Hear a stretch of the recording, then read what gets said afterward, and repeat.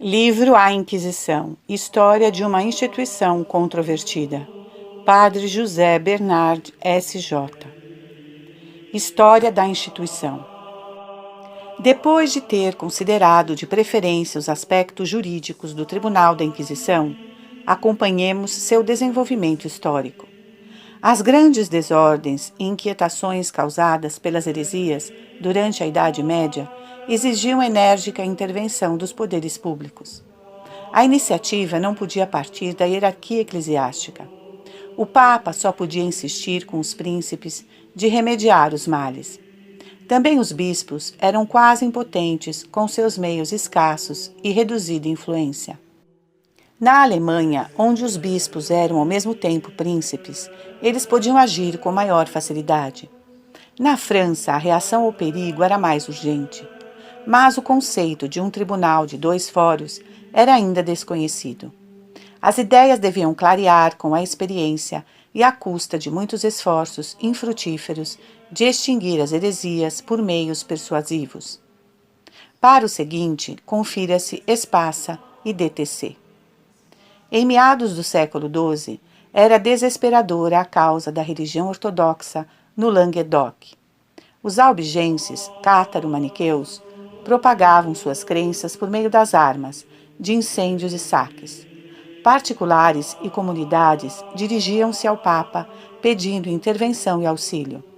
Começou então uma prolongada ação papal, cuja diferentes fases esboçaremos brevemente. Em 1178, o Papa Alexandre III encarregou o bispo de Meaux de intervir junto aos senhores feudais.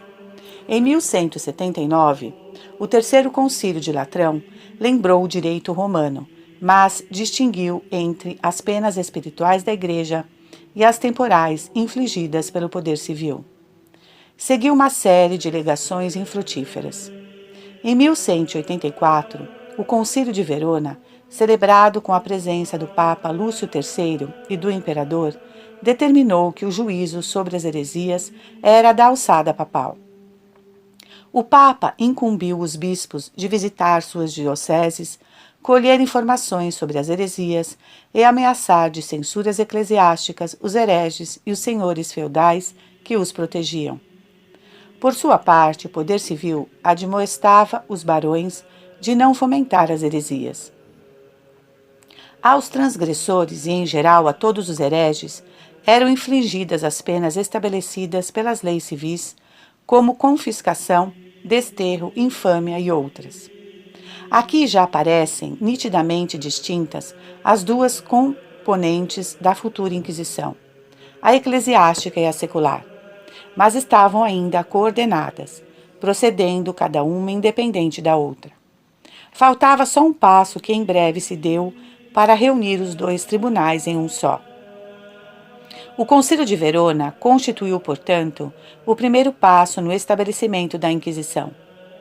Depois do Concílio de Verona, o Papa mandou numerosos missionários para converter os hereges. Um após outro, abandonou a ingrata tarefa. Os albigenses se recusaram a entrar em discussão e ameaçavam os legados do Papa. Por mãos dos hereges, morreu o cisterciense Castro Novo. O assassínio do legado Pierre de Castelnau, em 1208, desencadeou as horrorosas guerras albigenses, cujos excessos revelaram a necessidade de refrear a agressividade dos hereges por meios legais. A regulamentação do proceder por parte do poder eclesiástico e do poder secular apresentava-se como meio de reprimir as arbitrariedades com que procediam os príncipes, os senhores feudais e o povo. Em 1215, São Domingos de Gusmão, e depois fundador dos frades pregadores, os dominicanos, participou dos esforços infrutíferos de reduzir os extraviados ao redil da Igreja. Foi provavelmente em 1216 que o Papa Inocêncio III o designou primeiro inquisidor. Naquele mesmo ano, fundou-se, pois, em Toulouse, o primeiro tribunal da Inquisição, a que deviam seguir muitos outros em todos os países cristãos. Revestidos do novo poder, porém empregando quase unicamente a pregação, o exemplo de suas virtudes e o rosário, São Domingos conseguiu a conversão de mais 100.000 pecadores públicos, na maior parte albigenses. Como instituição permanente e oficial para toda a Igreja, a Inquisição aparece só em 1231, por bula do Papa Gregório IX, fundado o Tribunal do Santo Ofício na França. Ele se estendeu rapidamente por toda a Europa. A sua entrada, quase imediata na Itália, será considerada mais adiante. Ao mesmo tempo, o imperador Frederico II colaborou com os legados do Papa na perseguição dos hereges sicilianos. A iniciativa do imperador teve vastas consequências. Por vários decretos, ele declarou a heresia crime de lesa majestade. A respeito desta concepção, nota o cardeal Ergenrotter. Segundo o direito imperial, a heresia não só igualava, mas superava em culpabilidade o crime de lesa majestade. Não menos do que a Igreja, o Estado considerava a heresia como o maior dos crimes, crimen maximum. Em 1232, um decreto imperial estendeu a Inquisição a todo o Império. Deste modo, ela entrou na Alemanha, onde na verdade teve pouca influência e em breve decaiu. Em seguida, achou entrada na Boêmia e Hungria. Finalmente, cobriu toda a cristandade ocidental, inclusive a Península Ibérica, com exceção da Inglaterra, DTC. Estas últimas palavras referem-se à Inquisição estritamente medieval. Em épocas posteriores, ela funcionou também durante algum tempo na Inglaterra. Assim, Maria, a católica, tentou, por meio dela, restaurar a fé católica. Mas as poucas condenações registradas naquela época desapareceram diante das enormes massas de católicos expoliados dos seus bens, encarcerados e executados debaixo do regime subsequente da Rainha Isabel. Der Katholik, 20/10/1935. O Papa Gregório IX confiou os tribunais da fé aos dominicanos e franciscanos. Assumiram os frades, em obediência à Santa Sé, uma missão que lhes valeu, principalmente aos dominicanos, muitas inimizades e até hoje injustas acusações. Vários inquisidores morreram pelas mãos dos hereges. Em breve, se fez sentir a necessidade de uma direção central que tivesse as atribuições de um Tribunal Supremo de Apelação e resolvesse dúvidas e consultas. Em 1263, o Papa Urbano IV nomeou João Caetano Ursino primeiro inquisidor-geral. Séculos mais tarde, em 1542, Paulo III aboliu o cargo de inquisidor-geral e confiou suas atribuições à nova Inquisição Romana. Em 1588, Sisto V, reformando as congregações da Cúria Romana, confirmou as disposições de Paulo III. Com esta centralização, chegou a seu término a evolução da Inquisição, chamada medieval, por ter suas origens na Idade Média. Ela funcionou até o século XV. Depois perdeu importância em muitos países, tendo, contudo, uma renovação na Itália e outra fundação de caráter diferente na Península Ibérica. Estas inquisições regionais eram consideradas à parte. Os modos de proceder eram tão estáveis que as exposições gerais que logo daremos ficaram essencialmente as mesmas no decorrer dos séculos nos diferentes países. Os processos abrangiam heresia, suspeita de heresia, cisma, apostasia, magia, adivinhação, vaticínios, sacrilégios. Procedimento do Tribunal da Inquisição. Quanto à sua forma jurídica, o Santo Ofício era um tribunal revestido das mesmas características de todos os tribunais da Idade Média e início dos tempos modernos. Seu proceder era secreto, exigiam-se testemunhas, dava-se ao réu conhecimento das acusações, advogado, conselheiro e autorização de defesa. Ao menos na Espanha, a partir de certa época, o fisco pagava a defesa dos processados pobres, espassa. Na exposição do procedimento, seguimos o Dictionnaire de Théologie Catholique. 1. O procedimento começava por um manifesto ou pregação que convidava os culpados de heresia a comparecer espontaneamente e dos mais exigia a denúncia dos criminosos. 2. Determinava-se um tempo de graça de 15 a 30 dias. Quem se apresentava durante este prazo, prometendo emenda, só recebia penitência leve. 3. Os suspeitos ou denunciados eram citados diante do tribunal. 4. Procedia-se ao interrogatório dos acusados. 5. Ouviam-se os acusadores e testemunhas. Segundo a antiga lei, era sujeito ao castigo quem não conseguia provar sua acusação. Esta prudente cautela, já usada pelo direito romano, dificultava tanto o procedimento, que foi abrogada, medida infeliz, embora inteligível pelas circunstâncias particulares do Tribunal da Fé. A natureza da acusação era tal que frequentes vezes ela se apoiava em indícios e não em provas. Contudo, o regulamento exigia dos inquisidores de não se fiarem senão em pessoas honradas e discretas. Um falso acusador era tratado com o mesmo rigor como os hereges. 6. Quando a obstinação do réu o exigia, seguia a vexação, constituída por prisão preventiva e dura. Quando finalmente esta não surtia efeito, podia-se usar a tortura de que falaremos abaixo. 7. Sentença e auto de fé.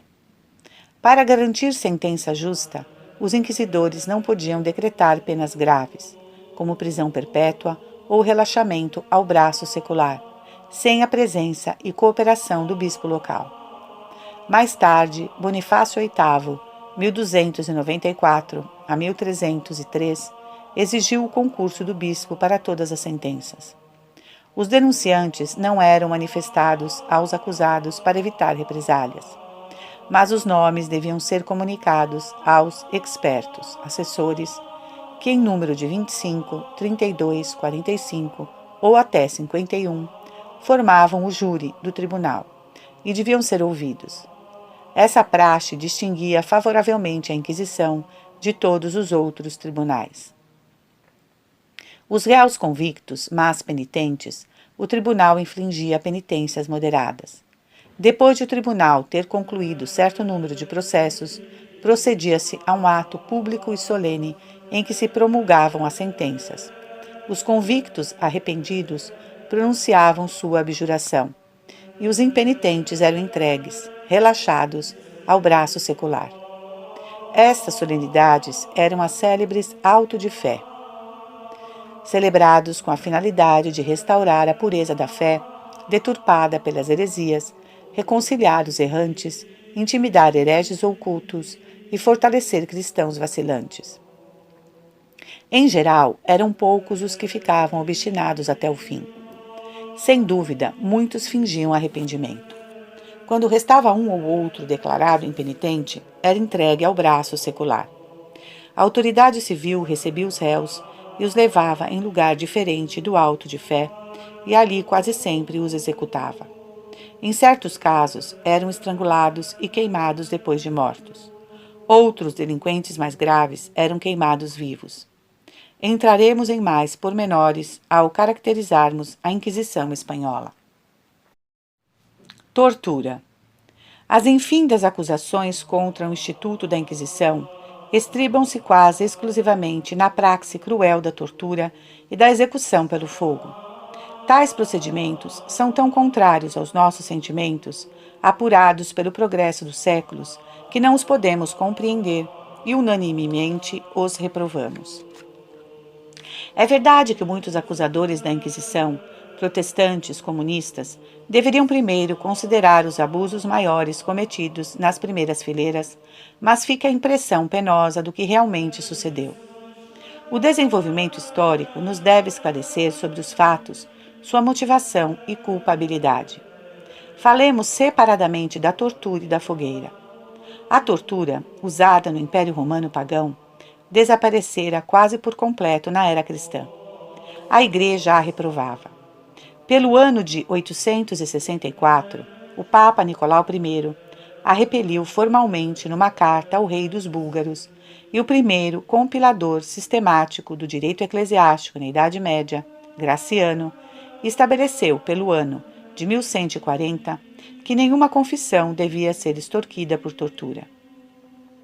Mas os jurisconsultos daquele tempo sentiam-se inábeis na prática de inquirir a culpabilidade de um acusado. Os tribunais dos povos germânicos recorriam para este fim frequentemente aos ordalhos, isto é, à manifestação do juízo divino por meio de uma prova de fogo, de água ou outra, também ao duelo, meios ineptos, usados por falta de melhores. Além disso, não se podiam protelar as sentenças por longas investigações e audiências de testemunhas, tantas vezes subornadas ou maliciosas, amigos ou inimigos dos acusados. Quando, portanto, no século XII, reviveu o direito romano, os tribunais civis aceitaram prontamente o expediente da tortura, que lhes parecia um meio rápido de conseguir a manifestação da verdade. Realmente, os métodos brandos e humanos dos nossos dias teriam sido uma provocação dos malfeitores. Lembremos aqui um episódio do nosso século. Um chá da Pérsia que visitou a Europa viu também as prisões. Sacudiu a cabeça. Em nossas regiões, moradas tão agradáveis estariam sempre superlotadas. O proceder do poder civil acabou por tornar a tortura o uso legitimado, considerado aos poucos como natural. Nas dadas circunstâncias, é compreensível que ela achasse aceitação também em tribunais eclesiásticos. Os representantes da Igreja já pensavam como todos os homens do seu tempo. Se os quisermos acusar, deveríamos acusar toda a sociedade humana do Ocidente, precisamente aquela sociedade que estava na ponta do progresso e da cultura. Quando, em 1231, o Papa Gregório IX erigiu canonicamente o Tribunal do Santo Ofício, ele se conservou fiel à antiga tradição eclesiástica, excluindo o uso da tortura. Somente 20 a 30 anos mais tarde, o Papa Inocêncio IV julgou legítima sua aplicação, não somente em crime de homicídio e furto, mas também contra os assassinos de almas e ladrões de sacramentos de Deus, que são os hereges. Ainda assim, a justiça eclesiástica se distinguia, em geral, favoravelmente da civil por maior prudência e moderação. O Papa Inocêncio IV logo cercou o uso da tortura com certas cautelas. Exigiu que só depois de esgotados os outros meios de descobrir a verdade se recorresse a ela, e quando de fato existissem veementes indícios de culpabilidade. Não devia levar à perda de algum membro, e menos ainda o perigo de morte. Citra membri diminutionem et mortis periculum. Não devia também ultrapassar meia hora e somente ser aplicado uma vez. Aos próprios clérigos era proibido, por longo tempo, assistir à interrogação vexatória e mais tarde sua presença era ao menos desaconselhada e dificultada. Dos inquisidores exigiam-se qualidades morais não comuns. Existem entre eles até santos canonizados, como São Pedro Mártir. Mas, infelizmente, essa exigência nem sempre era observada. O poder secular em países distantes podia burlar as normas pontifícias. É só pensar no processo dos Templários. Para remediar abusos ocorridos, o Papa Clemente V dificultou, em 1311, a tortura por restrições tão severas que os inquisidores protestavam, declarando as condições inaplicáveis. O Papa, porém, não cedeu, e a bula Multorium Querela não foi revogada, mas confirmada para todo o futuro. Sem dúvida, ocorriam abusos, geralmente imputáveis à índole de inquisidores exaltados, e em certas regiões e épocas, os procederes eram também notavelmente mais duros. Porém, quanto maior a influência da Igreja e menos impedida por forças antagônicas, tanto mais humano era também o tribunal. Aqui não podemos imitar os adversários da má-fé, que se comprazem morbidamente em descrever cenas horrorosas, quase sempre exagerada ou completamente inventada. Quem quiser informar-se sobre os métodos usados de extorquir confissões, leia nos livros de história os processos dos tribunais civis e saberá o que aproximadamente se deve ter processado nos tribunais da Inquisição. Concordamos hoje em considerar a antiga praxe da tortura como cruel e inepta, e constitui um progresso notável de ter compreendido sua inutilidade e tê-la abolido. Não era fora de propósito lembrar que nem nos nossos dias ela desapareceu por completo, até nos países democráticos conscientes de sua cultura. O proceder da polícia argelina causou recentemente um escândalo internacional. Testemunhas fidedignas, ou as mesmas vítimas, nos relataram que as paredes caladas de centros policiais brasileiros viram cenas que não se publicam.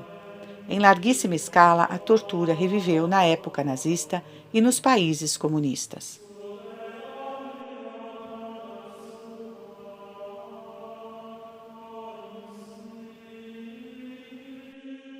Livro A Inquisição, História de uma Instituição Controvertida. Padre José Bernard S.J. Fogueira. Da tortura, destinada a arrancar confissões, devemos nitidamente distinguir a execução pelo fogo, que tinha caráter de castigo. Sempre havia e há homens selvagens ou degenerados que cedem aos mais baixos instintos e, por vingança ou prazer diabólico, cometem inomináveis crueldades. Mas ao homem moderno e civilizado causa uma impressão sumamente penosa ver que povos cultos pudessem adotar, por consenso comum, tais medidas crudelíssimas. Tratemos ao menos de compreender, sem o desculpar, o triste fenômeno acompanhando seu desenvolvimento histórico. No tempo do Império Romano pagão, a justiça se julgava impotente para reprimir a ousadia dos criminosos por penas brandas e pela simples execução à morte. Seria talvez difícil provar que esta convicção fosse errônea. Já então se infligiam penas corporais, horribile flagellum, confiscação dos bens, desterro, condenação às galeras, morte por degolação, crucifixão e finalmente pelo fogo. Até no mais aceso das perseguições, poupava-se geralmente aos cristãos a pena do fogo, bem que houvesse exceções como a morte de São Lourenço, assado a fogo lento. Mas já existiam os maniqueus e seu influxo desintegrador da sociedade humana inspirava maiores receios aos romanos do que a doutrina de Cristo. O imperador Diocleciano, que no fundo não aborrecia os cristãos, mostrava-se implacável com os maniqueus e mandou exterminar os seus chefes pelo fogo e decapitar os simples adeptos. Tornou-se praxe corrente queimar tais inimigos do Estado. Pretendendo continuar o antigo império, os primeiros imperadores cristãos reclamavam também para si os poderes imperiais de pontífices maximi, e como tais persistiam na perseguição dos hereges, principalmente dos maniqueus. Aos poucos, porém, aumentou a influência da Igreja. Já o primeiro imperador cristão, Constantino, aboliu o castigo da crucifixão, como também o ferrete, ferro em brasa. A pena capital foi dificultada e sua aplicação proibida durante o tempo da Quaresma. Na Páscoa havia anistias. As penitenciárias foram melhoradas e a tarefa de velar pelos detidos foi confiada em larga escala aos bispos. O influxo da Igreja é manifesto, e o historiador sincero tem de reconhecer que o espírito genuíno do Evangelho tendia a abrandar os costumes e reprimir crueldades. Desapareceu também a pena do fogo. Infelizmente, na Idade Média, deviam surgir tendências contrárias, reavivando a ideologia pagã. A primeira iniciativa partiu de Bolonha, onde, no século XI, a célebre universidade desenterrou o direito romano, começando a ensiná-lo nas cátedras. A Igreja inicialmente tentou opor-se à restauração do direito pagão. Aos clérigos foi proibido seu estudo, por contrariar o direito canônico. Muitos, como Rogério Bacon, Cesário de Eysterbach, o combatiam como incompatível com o espírito cristão. Porém, eram grandes as vantagens da unificação do direito em comparação com a multiplicidade dos direitos regionais. Os príncipes da Idade Média começaram a emancipar-se mais e mais da Igreja. O novo direito bolonhês oferecia-lhes protestos para ampliar seus direitos. Frederico II achou nele apoio para seus planos imperialistas de cesarismo. A legislação do Ocidente imbuía-se de novo das ideias pagãs, reapareceu a tortura e, pior ainda, a fogueira. Foi na França onde primeiro ressurgiu oficialmente a pena do fogo, já muito antes de aparecer a Inquisição. O primeiro decreto foi publicado no ano 1022 pelo rei Roberto II, que no mesmo ano entregou 3 hereges à fogueira. O. Schnurrer. Quão pouco tal medida ofendia o senso comum daquele tempo fica manifesto pelo fato de o rei Luís IX a reafirmar em 1229. E, contudo, este rei tinha tão altas qualidades morais que a posteridade lhe outorgou o título de santo. Como direito romano, também o decreto de Roberto II visava os hereges. Seguiu Pedro II de Aragão, em 1197. Depois, o imperador Frederico II, em 1224. E, finalmente, os demais países europeus. Notemos, portanto, o que aqui nos interessa particularmente, que não foi a Igreja, mas o poder secular que restaurou a praxe pagã, o que outrossim não a Igreja, mas o poder civil, perseguia inicialmente os hereges. O poder civil fez retroceder o progresso civilizador iniciado pelo espírito da caridade evangélica. Não podendo contrariar o poder superior dos príncipes, nem prescindir do seu auxílio, a Igreja se conformou, e o enorme perigo que os hereges constituíam para toda a cultura ocidental parecia não dar outra saída. Ao depois, todos os ânimos se reconciliaram com os fatos consumados, aceitando finalmente a fogueira como instituição necessária e legítima. O reaparecimento da fogueira na Idade Média tem ainda outra fonte, também imbuída do espírito pagão. Sabemos pelos relatos dos evangelhos que Cristo expeliu demônios e que os demônios tomavam posse de homens. Eles armam tentações aos fiéis. Mas não foi esta doutrina cristã que engendrou a superstição popular dos malefícios mágicos e das bruxas ligadas ao demônio. Esta crença sinistra nasceu no mistério das matas escuras do norte, onde as fantasias sobressaltadas dos pagãos viam 1000 influxos maliciosos de espectros e espíritos maus.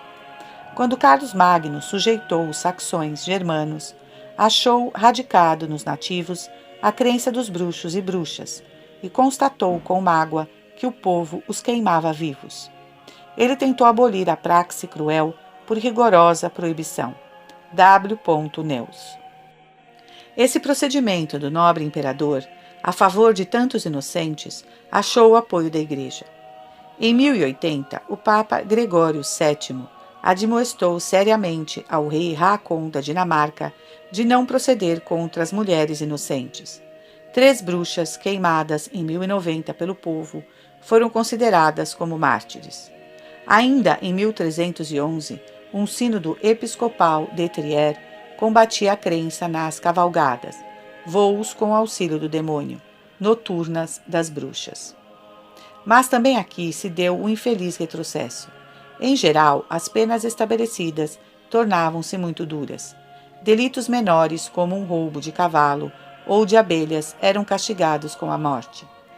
No século XIII, a lei dos saxões, Sachsenpfegel, e dos suábios, Schwabenpfegel, mandavam queimar as bruxas.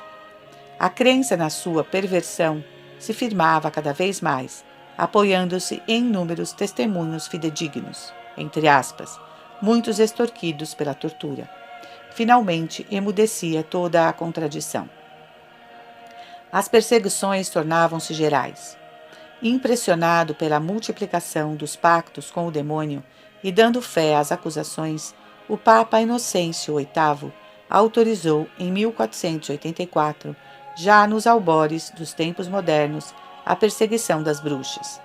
Mas não devia ser arbitrária, foi incluída na alçada da Inquisição. A decisão de confiar o julgamento dos feiticeiros e bruxas à Inquisição teve consequências benéficas. O tribunal eclesiástico procedia com justiça e só relaxava ao braço secular os réus convictos e impenitentes. Infelizmente, a Alemanha viu nos séculos XV e XVI um grande declínio da fé e moral, acompanhado de um espírito de rebelião contra o Papa e a Igreja. Era o tempo da cisão religiosa pela Reforma. Naquele tempo de fé obscurecida e de muita superstição, a crença nos malefícios diabólicos tornou-se uma verdadeira psicose entre católicos e protestantes. Os tribunais leigos emancipavam-se, perseguindo as bruxas por própria conta. As torturas tornaram-se cada vez mais desumanas, com todos os requintes de crueldade. As fogueiras se multiplicavam assustadoramente. Intervir a favor das vítimas inocentes acarretava a mesma perseguição. Um exemplo pode ilustrar com que facilidade se decretava a pena capital, ilustrando também como, pelo uso descontrolado da tortura, pior do que a própria morte, se podia extorquir qualquer confissão desejada. Questionada na tortura, uma bruxa confessou que matara por malefícios seus 2 filhos e causara a morte de um cavalo branco, propriedade de certo camponês.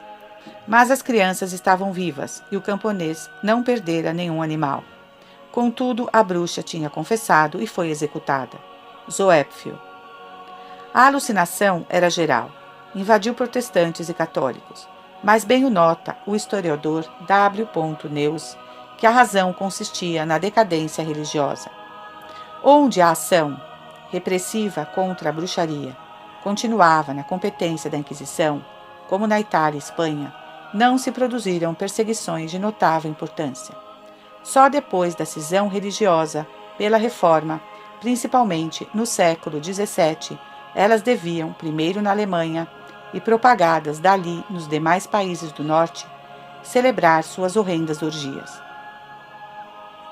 De um juiz de Dresden, Bento Karczpzow, 1595-1666, referem que pronunciou 20.000 sentenças capitais, não só de bruxas, e ainda se gabava de ter lido 23 vezes toda a Sagrada Bíblia. Valia-se com mais de 100.000 o número de mulheres infelizes, na quase totalidade inocentes, queimadas em terras germânicas, Alemanha e Escandinávia. Confira-se com esta fúria desenfreada o proceder refletido e justo da tão mal afamada Inquisição Espanhola. Nos 3 séculos da sua existência, só sentenciou 12 bruxas à morte. Adiante teremos ainda ocasião de considerar a relativa moderação desta Inquisição. Vozes esparsas se levantavam contra a alucinação coletiva. Uma das primeiras foi a do nobre calvinista John Weyer, em 1563. Foi freneticamente combatido por católicos e protestantes. No século XVII, vários jesuítas ousaram levantar-se contra os crimes cometidos em nome da justiça. O mais evidente foi o padre Friedrich von Spee, cuja Cautio Criminalis apareceu em 1631. A obra teve grande repercussão e influiu eficazmente na tardia abrogação das leis iníquas. É significativo que o autor não ousou publicar seu nome na primeira edição. Muitos autores, mal informados ou intencionados, responsabilizam a Inquisição pela morte de Joana d'Arc. Historiemos brevemente o caso. Na Guerra dos 100 Anos, os Borguinhões aprisionaram a pastora guerreira paladina do rei da França, Carlos VII, e a entregaram aos ingleses, dos quais eram aliados. Estes instauraram um processo político presidido pelo indigno bispo Cauchon de Beauvais. A inocente vítima foi queimada viva como bruxa aos 30 de maio de 1431. O ato não teve a mínima aprovação de Roma. Já 25 anos mais tarde, o Papa revisou o processo e declarou a inocência de Joana d'Arc. Ela foi canonizada em 1920. A pena horrorosa do fogo teve, pois, dupla origem, integralmente provinda do paganismo. Os príncipes da Idade Média a restauraram nos seus tribunais. A Igreja a aceitou, mas ela nunca assumiu a responsabilidade formal da pena capital. Relaxava os condenados ao braço secular, pedindo-lhe a fórmula da entrega de poupar ao réu a mutilação, praticada pela justiça leiga, e a pena de morte. Mas o juiz secular sabia que normas tinha que observar. DTC. Mais tarde, o pedido de clemência tornou-se mera fórmula, quando as autoridades eclesiásticas acharam necessário exigir o cumprimento das leis civis. Dado o começo, a praxe se consolidou, e como já observamos, todos, também os eclesiásticos, se habituaram a considerá-la legítima. Todos pensavam que era justa. O povo a praticava e reclamava. Os príncipes a decretavam, a Igreja a aceitou. Querendo acusar, devemos acusar toda a sociedade medieval. A história da tortura e fogueira revela que já na Idade Média começou o renascimento das ideias pagãs. O poder secular valeu-se de sua força e as impôs à Igreja. Contudo, a caridade evangélica continuava a mitigar ao menos o rigor e diminuiu notavelmente o número de condenações. Acrescentemos aqui mais uma prova do influxo benéfico que a religião exerceu sobre a jurisdição. Na Idade Média, os mosteiros, povoados de monges, disciplinados e piedosos, pareciam um refúgio também para criminosos sentenciados. Foram confiados aos mosteiros para que a mansidão, caridade e conscienciosidade ali reinantes abrandassem a mente dos extraviados. O sistema achou aplauso e os resultados eram espetaculares. Quando São Bernardo, certa vez, em princípio do século XII, andava de viagem, encontrou um triste cortejo que levava um malfeitor ao patíbulo. Cheio de compaixão, o santo se lançou no meio do povo, pegou na corda com que levavam o culpado. Deixai-me este homem, disse, eu o enforcarei com minhas mãos. Sem largar a corda, ele o levou ao conde de Champagne e solicitou a entrega do malfeitor. O conde cedeu às instâncias do Bernardo, a quem muito estimava. No mosteiro de Clairvaux, este lobo assanhado se tornou cordeiro. Foi chamado de Constâncio, nome que honrou. Perseverou 30 anos numa vida de penitência até morrer na mesma Clairvaux, de morte edificante. Os grandes excessos de crueldade e de execução em massa só reapareceram nos começos dos tempos modernos com o seu grande declínio e apostasia da fé.